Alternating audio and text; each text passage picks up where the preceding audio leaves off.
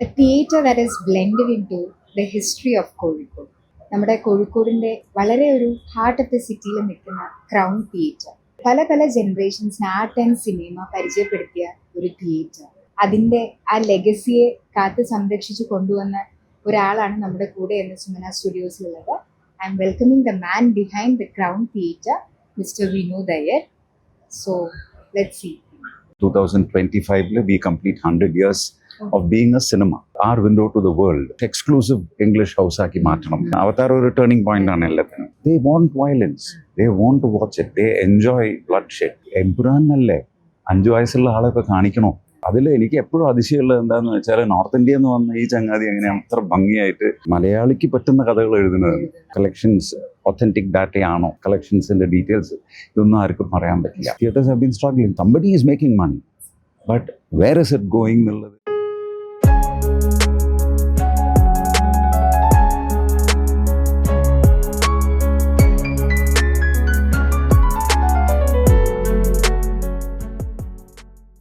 നമ്മൾ കോഴിക്കോടുകാർക്ക് actually English movies എന്ന് പറഞ്ഞാൽ ഇറ്റ്സ് ക്രൗൺ തിയേറ്റർ അല്ലേ, all of us known that.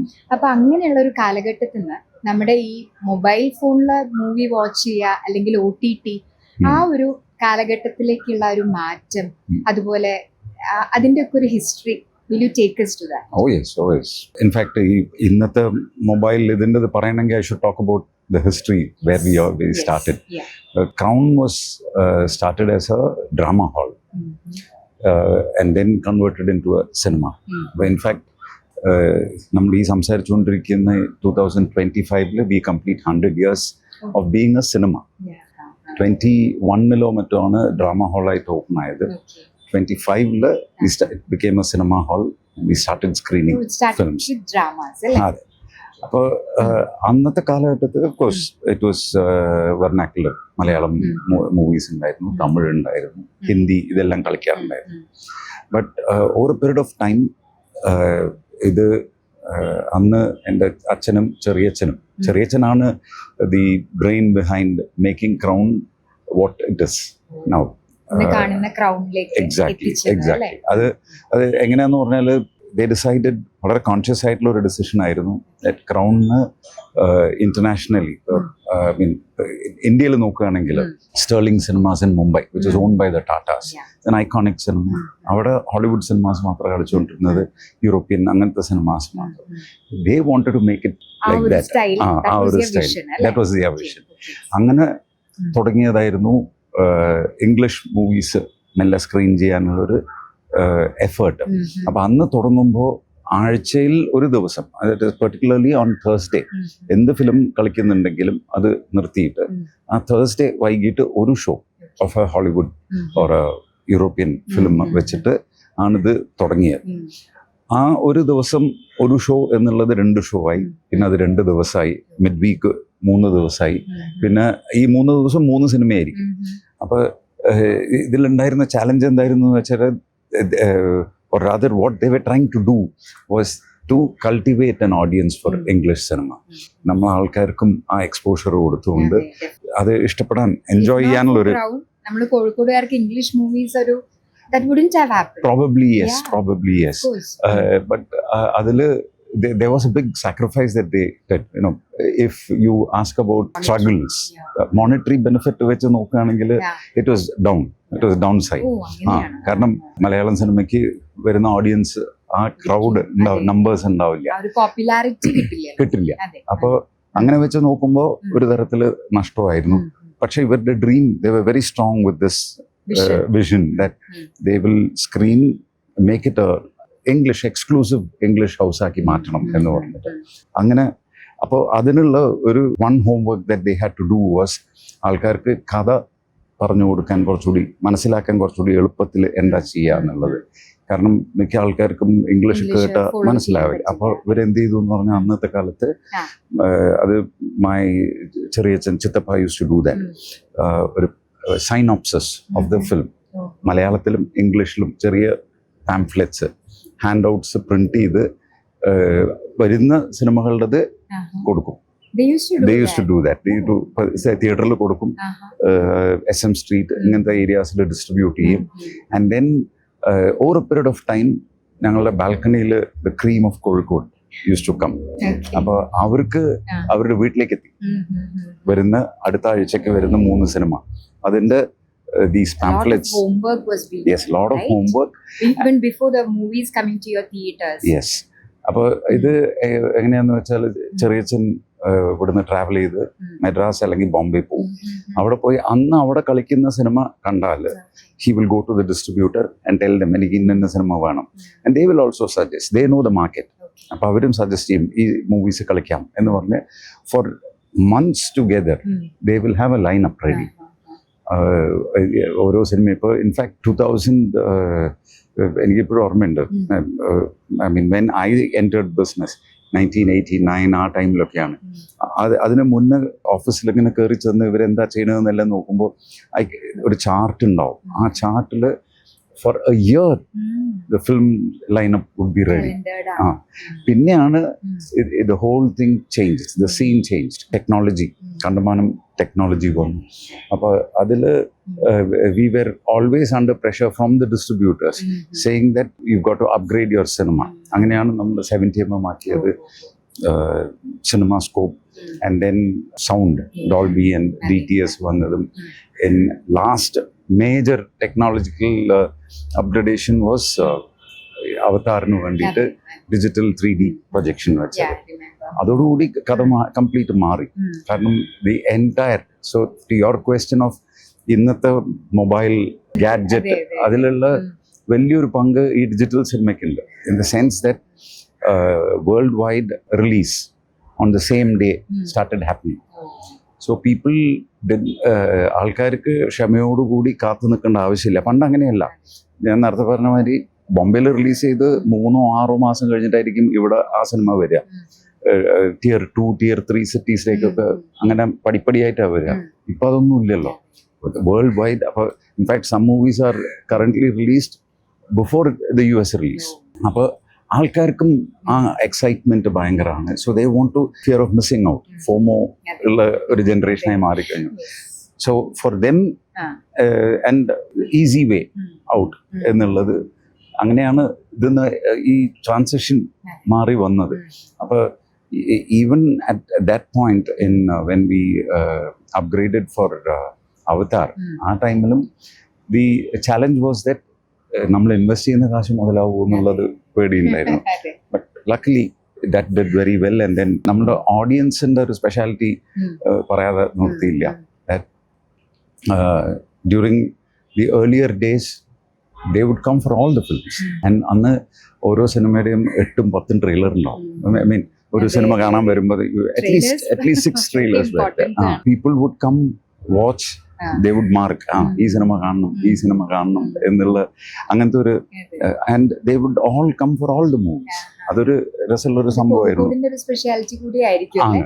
പക്ഷെ വേറൊരു ജില്ലയാണെങ്കിൽ ഇത്ര ഒരു I don't know, but അതിൽ ഉണ്ടായത് എന്താന്ന് വെച്ചാൽ it became a place for cultural gathering. ഇപ്പൊ if you look at later MTയുടെ ഒരു കേന്ദ്രമായിരുന്നു. when he used to work for Mathrubhumi, he's written about in Mathrubhumi ഒരു ആർട്ടിക്കിൾ എഴുതിയിട്ടുണ്ട്. എന്താ പറയാ, കൾച്ചറൽ ഹെറിറ്റേജ് കീപ്പ് ചെയ്യാൻ കൂടി crown theatre played a very important. Oh yes. I take pride, or rather I feel very proud when I meet people. They say that it was our window to the world. Exactly. And you really take over that in the proper way too. Oh yes, we did that primarily have to do justice to legacy ഉണ്ടായതുകൊണ്ട് മാത്രം കാര്യമില്ല, അത് maintain ചെയ്ത് പോവാൻ. അതെ, it was, that's what I said, we are lucky that we've been able to do it. But all that has changed again in the sense 2012 when we converted our single screen into 2 screens. Adum again out of pressure, or rather the support from our audience. Patrons സ്ഥിരം പറയും, നിങ്ങൾ ഇങ്ങനെ വെക്കുന്നതിൽ കാര്യമില്ല, we want better facilities. അങ്ങനെയാണ് we were 2009 മുതൽ ആലോചിച്ച് അതിനെപ്പറ്റി പഠിച്ച് ഇങ്ങനെ ഇരിക്കുമ്പോഴാണ് our architect Prashant, he one fine day അവതാർ ഒരു ടേണിംഗ് പോയിന്റ് ആണ് എല്ലാത്തിനും. അവതാർ കാണാൻ വന്ന സമയത്ത് ബാൽക്കണിയിലൊന്നും ഇരിക്കാതെ തിയേറ്ററിന്റെ വെല്ലിൽ, ഏറ്റവും മുന്നിലുമല്ല പിന്നിലുമല്ല, നടുക്ക് അവിടെ ഇരുന്ന് സിനിമ കണ്ട് ഇന്റർവെൽ ടൈമിൽ he told me, why don't we ഉം. ഇവിടെ വെച്ച് മുറിക്കാം, മേക്ക് ഇറ്റ് ഇൻ 2 സ്ക്രീൻസ്. അങ്ങനെയാണ് അത്. പക്ഷേ it took us another 3 years അന്ന് അത് ഇംപ്ലിമെന്റ് ചെയ്യാൻ. കാരണം ഒന്ന് ധൈര്യമില്ലായിരുന്നു, രണ്ടാമത്തത് ഇതിന് how much will it cost എന്നുള്ളതും അറിയില്ല. And the best part is നമ്മൾ ബഡ്ജറ്റ് ചെയ്തതിൻ്റെ നേരെ ഡബിളായി to complete to the way we want it. Because നമുക്ക് we did not want to alter the exterior. തൊടാതെ ആ പഴയ കൊളോണിയൽ സ്ട്രക്ചർ മെയിൻറ്റെയിൻ ചെയ്തുകൊണ്ട് how can we do it? That was the big challenge. And luckily we been able to do it. അപ്പോൾ ആ ഇത് എല്ലാം ചെയ്യുമ്പോഴാണ് we had enough of screen time. We started screening Malayalam films. അപ്പോൾ space ഉണ്ടായിരുന്നു. And again അതും ഒരു struggle ഉണ്ടായിരുന്നു. കാരണം ആൾക്കാർക്ക് നമ്മൾ തിയേറ്ററിൽ വന്നിട്ട് മലയാളം കാണുന്ന ഒരു സുഖം ഇതായിരുന്നു. അപ്പോൾ but later on they Malayalam movies also you started ആ ഒരു ട്രാൻസിഷനും അതിലേക്ക് വന്നു. അത് ഇപ്പോഴുള്ള ചാലഞ്ച് അതാണ്. that people are happy watching it on the small screen on the phone. അപ്പോൾ എത്രത്തോളം ഓഡിയൻസിനെ നമുക്ക് തിയേറ്ററിൽ തന്നെ മെയിൻറ്റെയിൻ ചെയ്ത് കൊണ്ടുപോകാം എന്നുള്ളതാണ് അല്ലേ, ഇവിടേക്ക് കൊണ്ടുവരിക എന്നുള്ളത്. that has become a big challenge. സാറിന് തോന്നുന്നത് ഇപ്പം നമ്മുടെ ഒരു പ്രോബ്ലം എന്നുള്ളത് ലോട്ട് ഓഫ് വയലൻസ് ആണ് നമ്മുടെ മൂവീസിൽ വരുന്നത്. സോ ഒരു ഫാമിലിക്ക് ഒരുമിച്ചിരുന്ന് കാണാനുള്ള ഒരു അവസ്ഥ പോലും അല്ല ഇപ്പോഴത്തെ മൂവീസിൻ്റെ ഒരു ക്രൈസിസ് അതാണ്. So what do you think, like അത് ടെക്നോളജി ബ്രില്യൻ്റ് ആണെന്ന് കാണിക്കാൻ വരുന്നതാണോ ഈ ഒരു ആസ്പെക്ട്, അല്ല യൂത്തിനെ ഇൻഫ്ലുവൻസ് ചെയ്യാൻ വേണ്ടിയിട്ട് യൂത്തിന് കുറച്ച് വയലൻസ് ഒക്കെ ഉണ്ടായാലേ അവരെ പിടിച്ചെടുക്കാൻ പറ്റുള്ളൂ എന്നതുകൊണ്ടാണോ? What is your take on that? I think it is a mixture. See, ഇപ്പോൾ വയലൻസ് നോക്കുകയാണെങ്കിൽ ഇപ്പോൾ ലോട്ട് ഓഫ് ഹോളിവുഡ് ഫിലിംസ്, പക്ഷേ ഇതെല്ലാം again it is all related. Korean films നിന്നും അതിന്നും ഇതിന്നൊക്കെ അവർ they borrow ideas and then the technological side also is there. പക്ഷേ ഇതിൽ ബുദ്ധിമുട്ട് എവിടെയാണെന്ന് വെച്ചാൽ they are very clear about the rating. ഇപ്പോൾ you look at the European or the American system നോക്കുകയാണെങ്കിൽ if it is restricted R-rated film ആണെങ്കിൽ it will be restricted and it will be very clearly followed. നമ്മുടെ നാട്ടിൽ even if the censor board says that it is meant only for adults, തിയേറ്ററിൽ എത്ര parents കുട്ടികളെ കൂട്ടിക്കൊണ്ടുവരും? ഇപ്പോൾ simplest example ഞാൻ പറയുകയാണെങ്കിൽ as recent as Empuraan, I got a call, എത്ര വയസ്സുള്ള കുട്ടിയെക്കാൾക്ക് മിനിമം ഏജ് ഉള്ളത് വാങ്ങിക്കണം. അപ്പോൾ we said the norm is 3 years. 3 yearsന്റെ മുകളിലെ കുട്ടിക്ക് you have to take a ticket. But നമ്മളത് 5 വയസ്സ് വരെ ഒക്കെ വി ഡോണ്ട് ഇൻസിസ്റ്റ്, പ്രൊവൈഡഡ് തിരക്കുണ്ടെങ്കിൽ കുട്ടീനെ സ്ട്രീറ്റിൽ ഇരുത്തരുത്, നിങ്ങളുടെ മടിയിലോ മറ്റേ ഇരുത്തിയിട്ട് കാണിക്കണം എന്ന് പറഞ്ഞിട്ട്. എൻ്റെ അതേ മൂച്ചിൽ ഞാൻ ചോദിക്കുകയും ചെയ്തു, എംപുരാനല്ലേ 5 വയസ്സുള്ള ആളൊക്കെ കാണിക്കണോ എന്ന് ഞാൻ ചോദിച്ചപ്പോൾ അയാൾ പറയാം, അല്ല എനിക്ക് വിട്ടിട്ട് വരാൻ നിർവാഹമില്ലാത്തത് കൊണ്ടാണ് കുട്ടീനെ കൂട്ടി വരണം എന്ന് പറഞ്ഞിട്ട്. ഈ also added too, I feel very proud about it, saying that ആദ്യമായിട്ടാണ് ഒരു തിയേറ്റർ ഓണർ എന്നോട് ഇങ്ങോട്ട് ഇങ്ങനെ പറയുന്നത് എന്ന് പറഞ്ഞിട്ട്. സി അപ്പോൾ അതിൽ children are used to seeing violence from that age. That is what I'm trying to come to. They are so used to it that it has become a norm. ഒരു pattern normalized ആയി. അപ്പോൾ ഇതെന്താണ്, we as parents have to take that responsibility to make sure that കുട്ടികൾ, നമ്മളുടെ കുട്ടികൾ എന്ത് കാണണം എന്നുള്ളത് ഒരു പരിധി വരെ നമ്മൾ റെസ്ട്രിക്ട് ചെയ്യാൻ. എക്സാക്ട്ലി. ആ sensitisation has to happen from parents. അപ്പോൾ അത് നടക്കാത്തിടത്തോളം കാലം there is no point in blaming the producers. അയാളുടെ മൈൻഡിൽ വരുന്നത് മറ്റെന്താണ് ക്രിയേറ്റീവ് ഫ്രീഡം എന്നൊക്കെ പറഞ്ഞ് ചെയ്തോട്ടെ, we cannot restrict it and there is a censor board. So അങ്ങനെ വരുന്നത് വന്നോട്ടെ. പക്ഷേ from theatre side, as a theatre owner, it is my responsibility to see that എങ്ങനെ കുട്ടികൾ വരുമ്പോൾ that we restrict that or at least educate. അപ്പം അത് നടന്നില്ല എന്ന് പറഞ്ഞാൽ ഇതിന് ഒരു എഫക്റ്റും ഇല്ല. They want violence, they want to watch it, they enjoy bloodshed. ഇത് നമ്മൾ തിയേറ്ററിൽ കാണുന്നതാണ്. എത്രയോ കാലമായിട്ടുള്ളത്, പണ്ടത്തെ കാലത്തുള്ള മൂവീസ് പോലും ഇത് തന്നെയാണ്. ഇപ്പത്തെ ഒരു കോണ്ടെക്സ്റ്റിൽ നമ്മൾ ഇപ്പത്തെ ജനറേഷനെ പറഞ്ഞിട്ട് ഒരു കാര്യം അതാണ് ഞാൻ അതാ പറഞ്ഞത്. അപ്പോൾ നമ്മൾ കുട്ടികളെ മാത്രം കുറ്റം പറഞ്ഞിട്ട് കാര്യമില്ല. The entire system has to work and parents have to take a big responsibility. Because പേരൻസിനുള്ള ഏറ്റവും വലിയ ബുദ്ധിമുട്ട് നോ പറയാനുള്ളതാണ്. So how is your entry into Malabar Tales? നമ്മുടെ മൂവി. അത് രസമാണ്. I've known Anil Kunjappan for a very long time. അപ്പോൾ director ആവുന്നതിന് മുന്നേ കഥകൾ എഴുതുന്ന സമയത്ത് we've always been in touch. He's shared many of the stories that he has written. എന്നിട്ട് we'll also discuss, ആരെ കൊണ്ട് ചെയ്യിക്കാം, ഈ ക്യാരക്ടറിനെ ഏത് ഇപ്പോൾ മലയാളം ഇൻഡസ്ട്രിയിലുള്ള ഏത് ആക്ടർക്കാണ്. അപ്പോൾ അതിൽ എനിക്ക് എപ്പോഴും അതിശയമുള്ളത് എന്താണെന്ന് വെച്ചാൽ നോർത്ത് ഇന്ത്യയിൽ നിന്ന് വന്ന ഈ ചങ്ങാതി എങ്ങനെയാണ് അത്ര ഭംഗിയായിട്ട് മലയാളിക്ക് പറ്റുന്ന കഥകൾ എഴുതുന്നത്. മലയാളിയുടെ ഒരു കണ്ണിലൂടെ എങ്ങനെ അത് നോക്കി കാണാം. അത് മാത്രമല്ല, he knows the psychology of the average Malayali. Oh yes, very well, despite having been born and raised in North India. അപ്പോൾ വളരെ കാഷ്വൽ ഒരു കോൺവെർസേഷനിലാണ് he said, വിനോദ് ഒരു കഥയിൽ വിനോദിനെ മനസ്സിൽ വെച്ചിട്ട് അടിപൊളി job. Very naturally you have delivered. That's what I guess it is only because or more because അയാള് എഴുതുമ്പോ എന്നെ മനസ്സിൽ വെച്ചിട്ട് എഴുതിയത് ആ ക്യാരക്ടറിന്. അങ്ങനെ വരുമ്പോ it becomes easier for me as an actor, I can say. So how do you explain the relevance of Malabar Tales? നമ്മൾ ഇപ്പോ നേരത്തെ പറഞ്ഞ വയലൻസ് ആ ഒരു കോണ്ടെക്സ്റ്റിൽ how do you explain the relevance of Malabar Tales? Oh, in one word, it's totally different from the current big budget, entire industry is trying to feed. Exactly. അപ്പോൾ ഇതില് 5 കഥകളും 5 വ്യത്യസ്തമായിട്ടുള്ളതാണ്. It has touched on various topics, and the most important part is the entire family can sit and watch together, which ഇപ്പം നേരത്തെ റേഖ പറഞ്ഞ മാതിരി ആ ബുദ്ധിമുട്ടുണ്ടല്ലോ. അപ്പോൾ അതൊന്നും ഇല്ലാതെ എല്ലാവർക്കും ഇരുന്ന് എൻജോയ് ചെയ്ത് കാണാൻ പറ്റിയ കഥകളാണ്.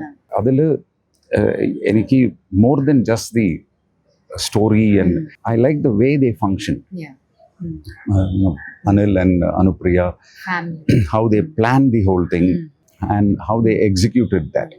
If എല്ലാവരും ബിഗ് ബഡ്ജറ്റ് ഫിലിംസും ബിഗ് സ്റ്റാർസിന്റെ പിന്നാലെ പോകുന്ന സമയത്ത് ഇവര് literally unknown people like me ആൾക്കാരെ പിടിച്ച് they made us comfortable, and then മാത്രമല്ല എഫിഷ്യൻ്റ് ആയിട്ട് പറഞ്ഞ ടൈമിൽ completed the film. And as far as I'm concerned, I think one way that the Malayalam film industry, ഇപ്പോൾ എല്ലാവരും ഇൻഡസ്ട്രി ക്രൈസിസിലാണെന്ന് പറയുന്നുണ്ട്, producers are talking about. ഇതിൽ എനിക്ക് തോന്നിയിട്ടുള്ള ഒരു വലിയ സംഭവം എന്താണെന്ന് വെച്ചാൽ രണ്ടുപേരും ഈ പ്രൊഡ്യൂസറുടെ സൈഡിൽ നോക്കുകയാണെങ്കിൽ I don't think they have a professional team who manages the budget, accounting, ഇങ്ങനത്തെ സാധനങ്ങളൊന്നുമില്ല. And as far as theaters are concerned, there is 100% transparency ഉണ്ടെന്ന് പറയാനും പറ്റില്ല. കാരണം കളക്ഷൻസ് ഒത്തൻറ്റിക് ഡാറ്റയാണോ, കളക്ഷൻസിൻ്റെ ഡീറ്റെയിൽസ് ഇതൊന്നും ആർക്കും പറയാൻ പറ്റില്ല. there is always some gap there. അപ്പോൾ ഇത് കംപ്ലീറ്റ് ട്രാൻസ്പെറൻസിയും ഈ അക്കൗണ്ടബിലിറ്റിയും പ്രൊഡ്യൂസേഴ്സിൻ്റെ സൈഡിൽ ഉണ്ടായാലാണ് ആൾക്കാർക്ക് അറിയാം. അപ്പോൾ that they have done. Anil and Preeta, their team has done that very well.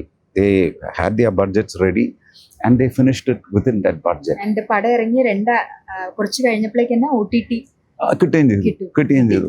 And I think that is the biggest win for them.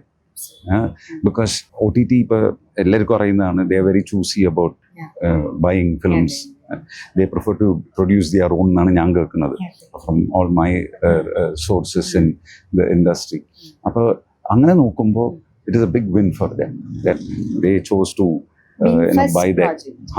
For very first project അത് വാങ്ങിച്ചു എന്ന് പറയുന്നത്. അപ്പോൾ and അതും I'm sure the way they presented it, their budget, all this mattered to them, to the OTT, whoever purchased. I think Manorama Max as well.